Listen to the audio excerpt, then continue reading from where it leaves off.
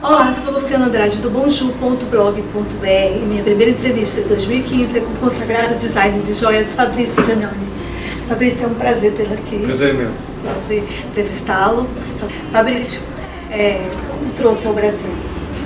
As pedras. As pedras. Eu me formei em geologia na Itália e sempre tive uma paixão pelas pedras. Em particular por uma, que é a minha pedra preferida, esmeraldas.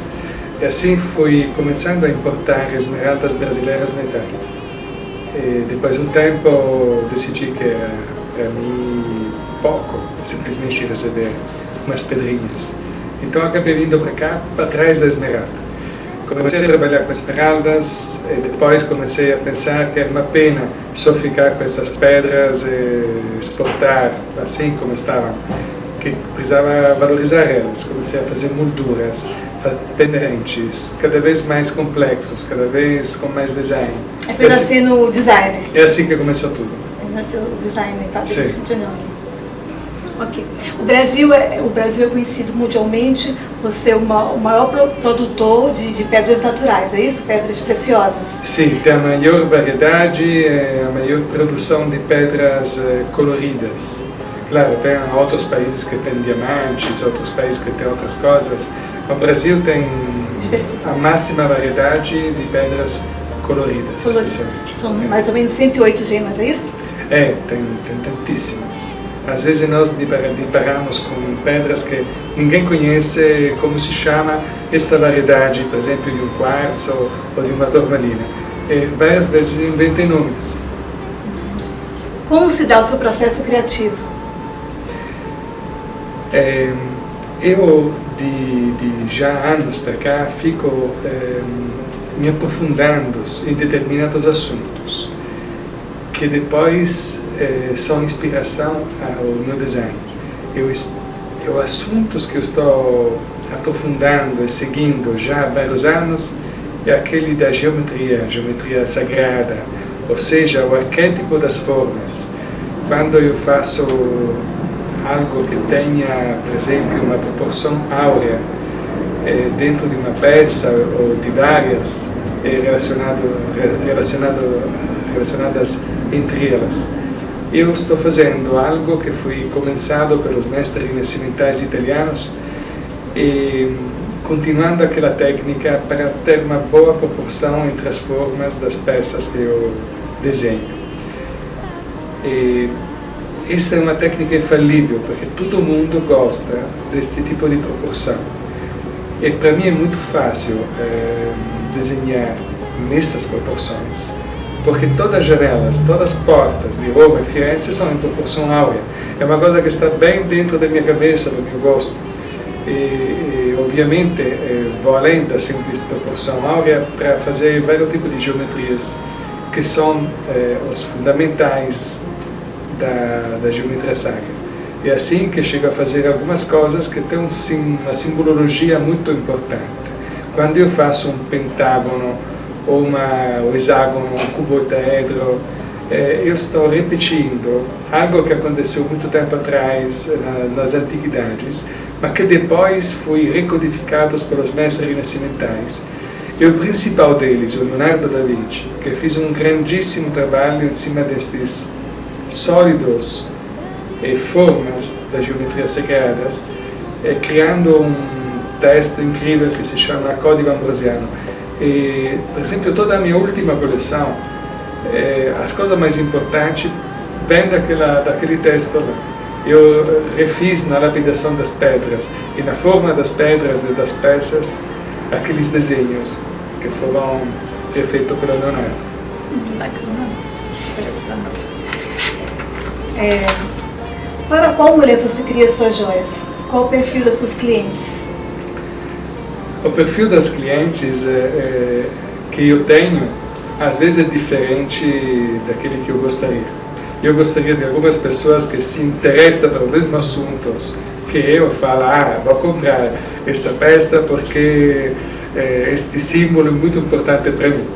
E na verdade o que mais acontece é que as pessoas gostam daquilo sem saber exatamente o que tem por trás. Então, qual é o perfil das minhas clientes? Elas querem alguma peça exclusiva. E nesse sentido, esse tipo de design não tem mais ninguém que esteja explorando ele dentro dos acessórios de moda, além de eu. Então, realmente, além de mim, desculpa meu português, mas então, tem uma certa exclusividade, tem uma certa busca pela exclusividade da parte das minhas clientes. Depois, obviamente, elas gostam de pedra natural. E são normalmente pessoas muito antenadas com a moda. E nesse tipo de busca pela geometria sagrada, eu estou acompanhando uma tendência geométrica que já são alguns anos que está na moda. Antes entrou na moda como pop art, arte óptica da arte. E começaram a se ver na roupa, em primeiro lugar, no desfile de Londres, Paris e Milão, dos anos 2012, principalmente, muitas coisas xadrez.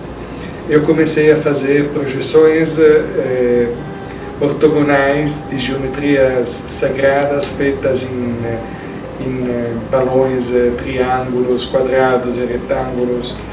E depois esta tendência geométrica permaneceu, seja na moda, seja na arquitetura. Aí eu pude começar a fazer algo de tridimensional. E também porque o meu interesse para isso foi crescendo nesses últimos anos. E agora estou fazendo umas coisas que têm uma forte carga simbólica e que me dá muita satisfação de fazer, porque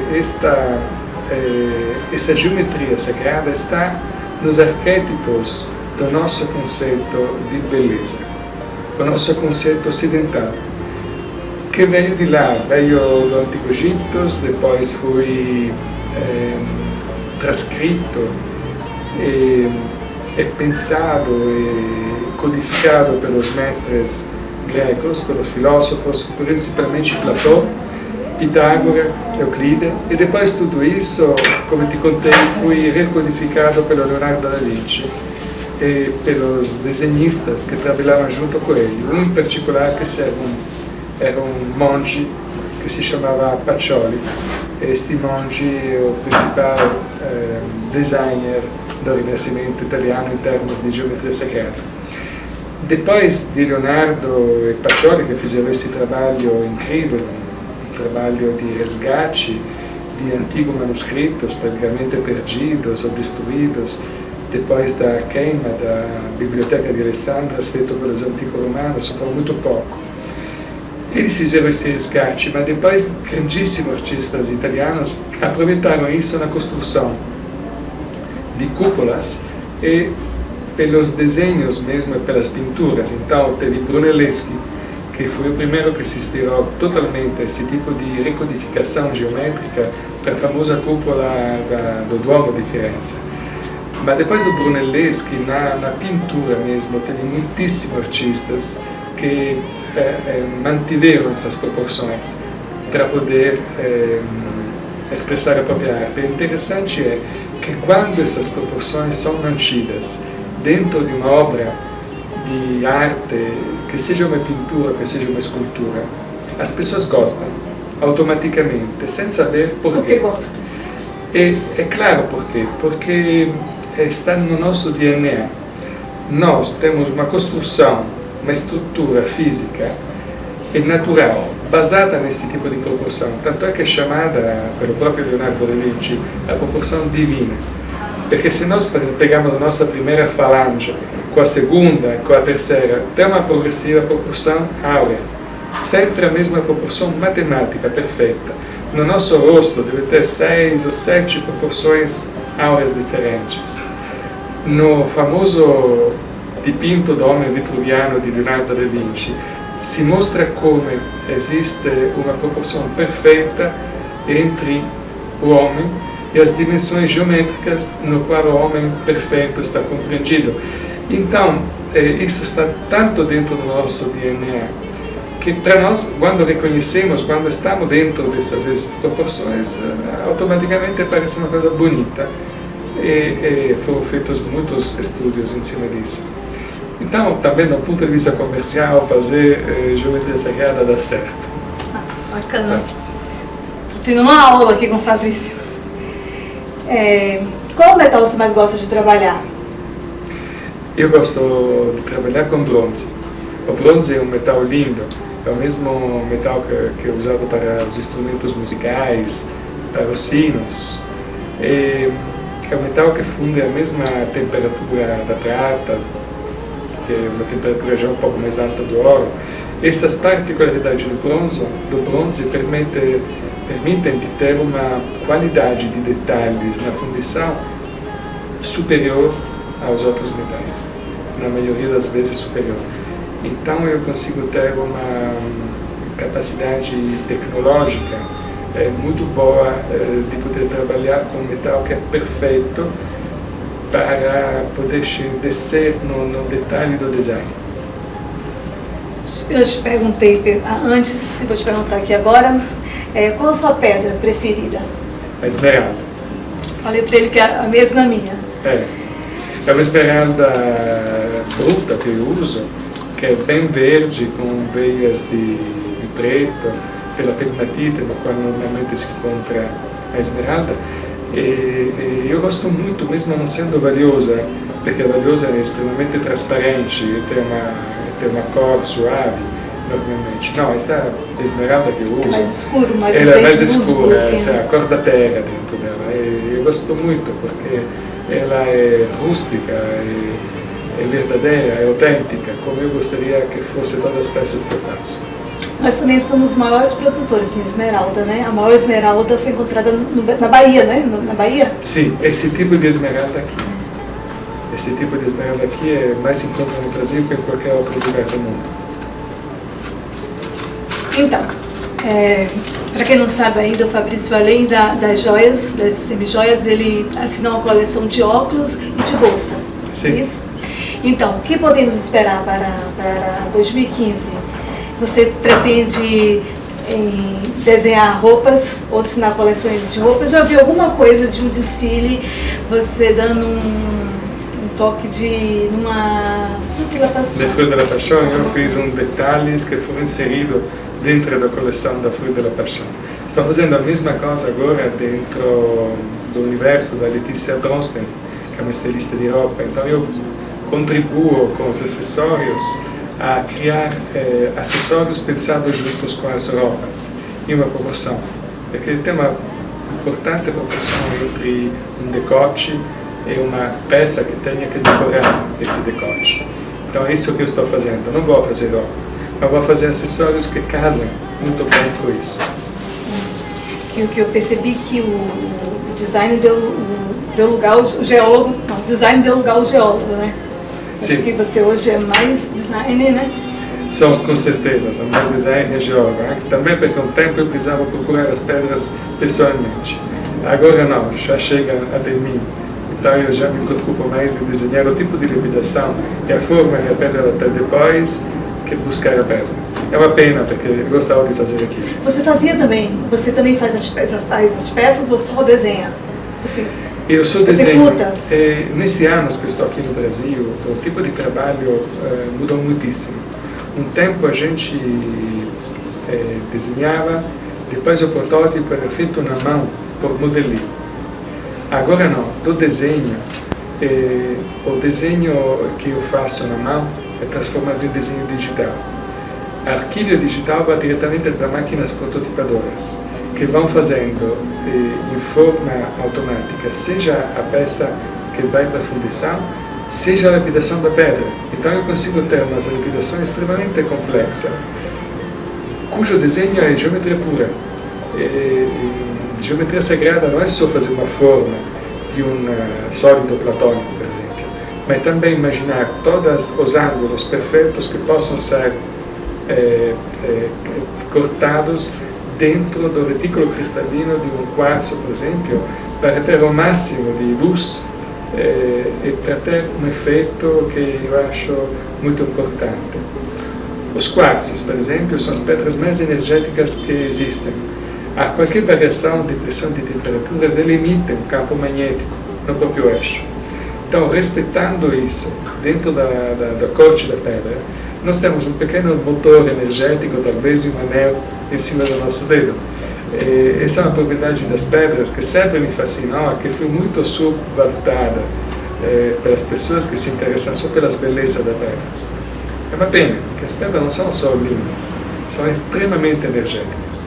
Então, ter alguma coisa que imprime energia à nossa pessoa, tão perto de nós quanto pode ser um pendente aqui, bem em cima da tiroide, ou um quartzo em um dedo, é importante para a saúde, para a harmonia da pessoa.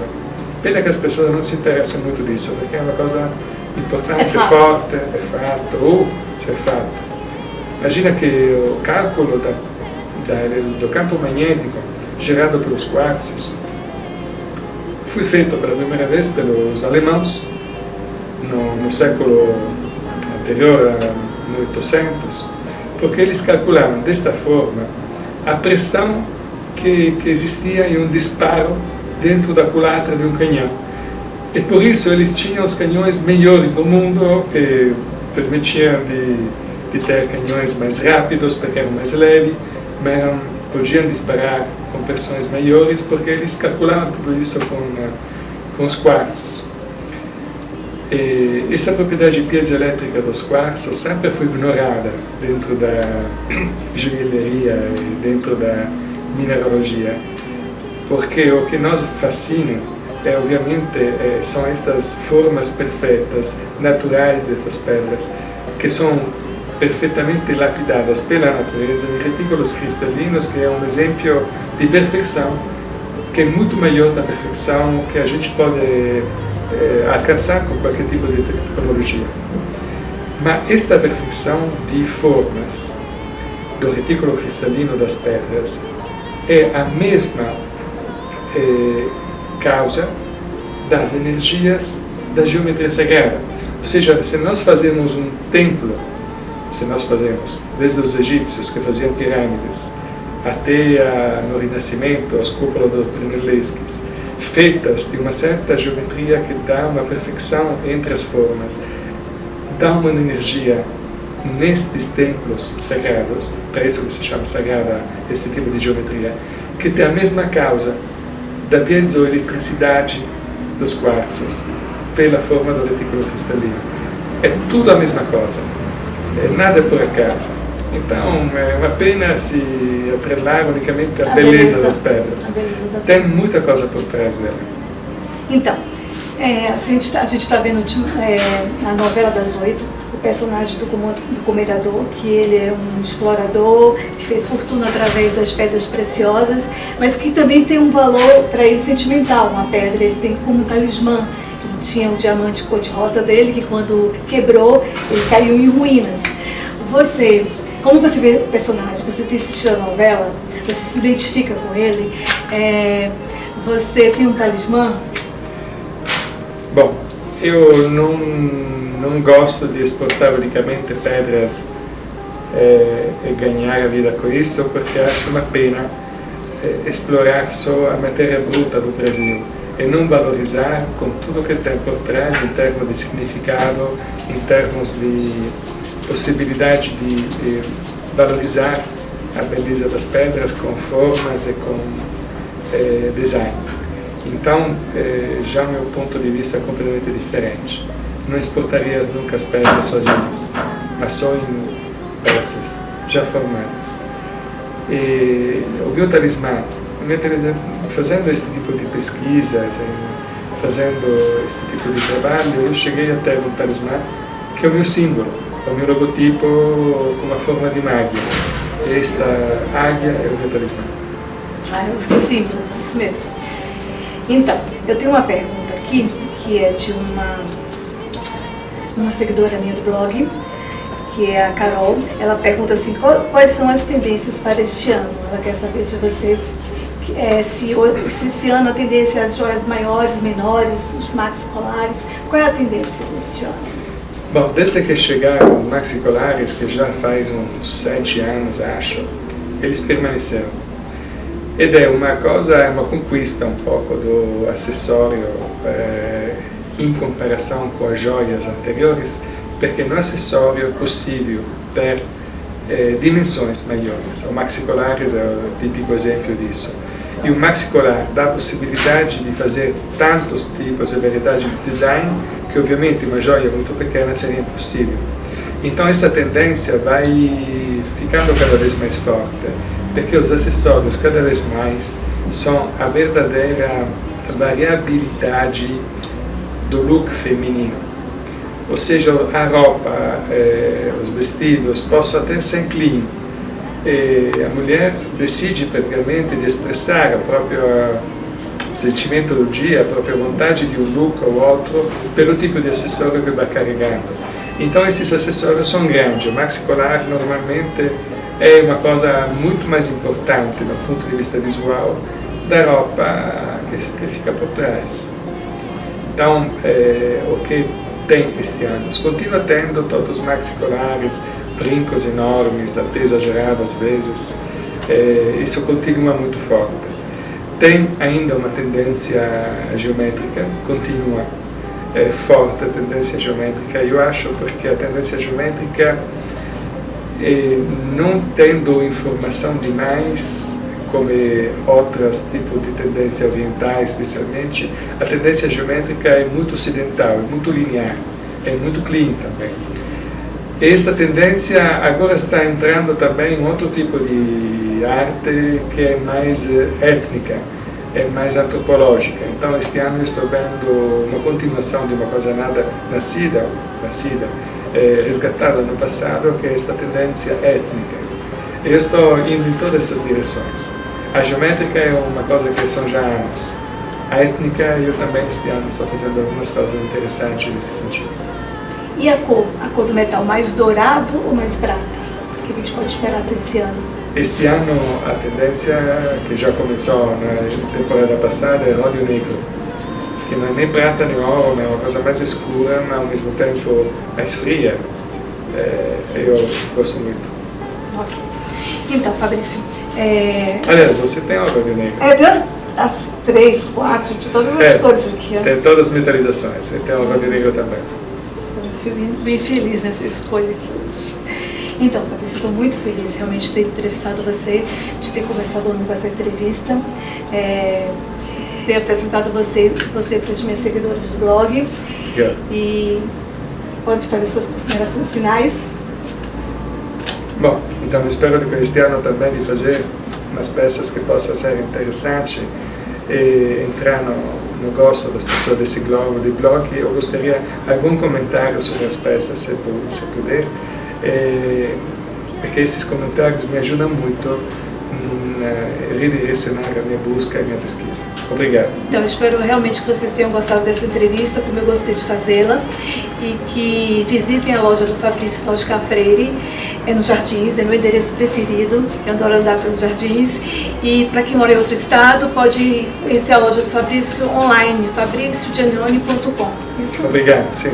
Até a próxima, tchau, tchau.